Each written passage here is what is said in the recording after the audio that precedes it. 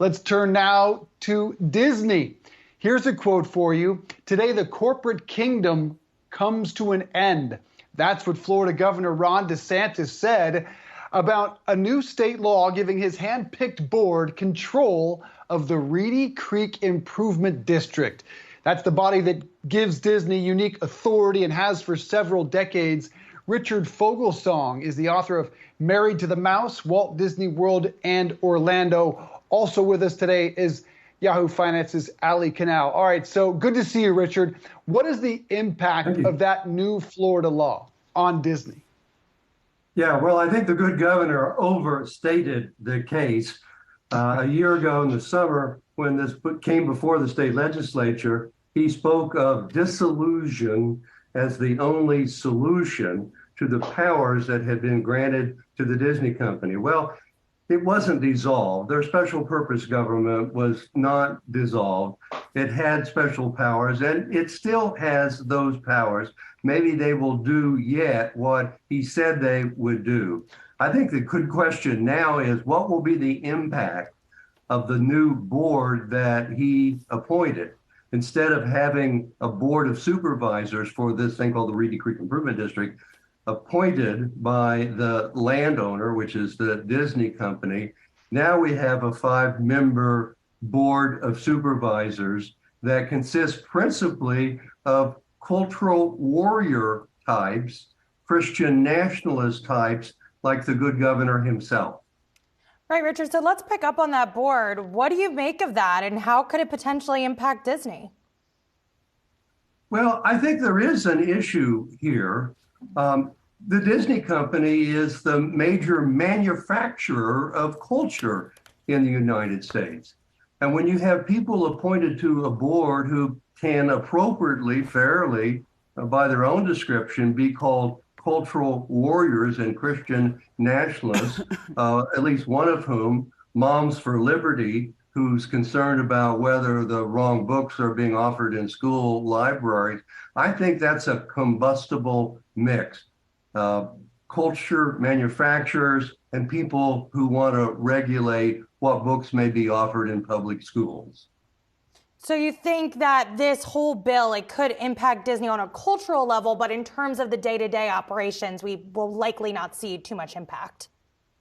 No, I don't think we'll see a lot of change day to day, but you've got folks who are different here now running the company. Before, the Board of Supervisors, the people who work for the Reedy Creek Improvement District, and the top executives at the Disney company, at Disney World, I should say, they literally wore the same name tags, a Mickey Mouse name tag. I don't see that happening anymore. I don't see them being part of the same team. And the question that arises then is whether they will use their separate authority, the board and the top executives, as a way to leverage the other party. I could imagine the Board of Supervisors wanting to do that, and I could imagine Disney resisting that as well. We'll see whether that occurs.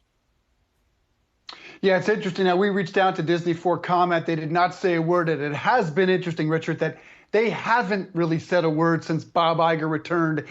It seems, at least on the outside, that they think they can ignore this problem and Ron DeSantis will move on to other things and run for president. Speaking of Bob Iger, what's your interpretation? What's your reaction to his reorganization, how he'll put ESPN in a silo?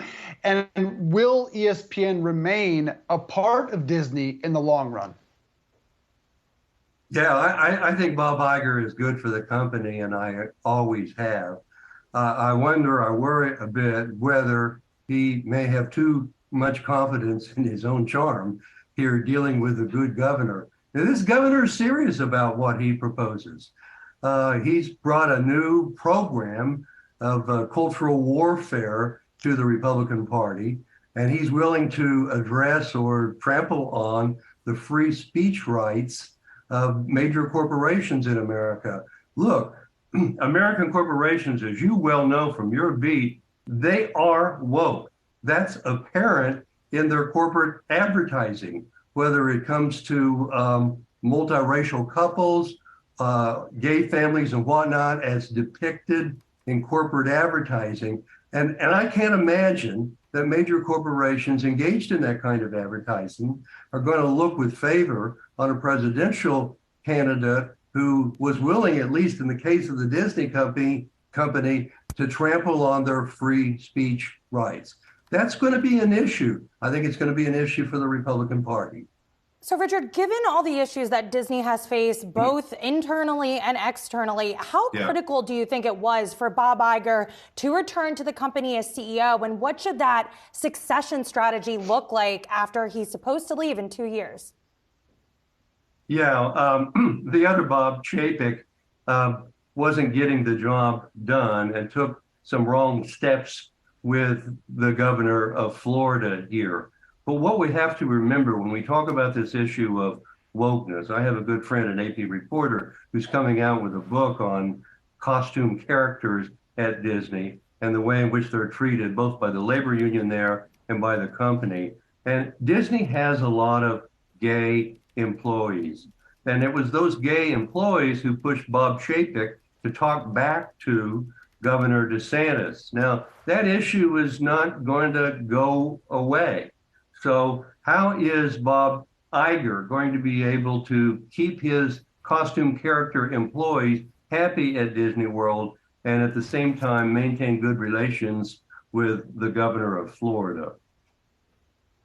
Just one of dozens of challenges ahead, including succession for Bob Iger. Richard Fogelsong and Allie Canal, thank you both. Appreciate that. Thank you.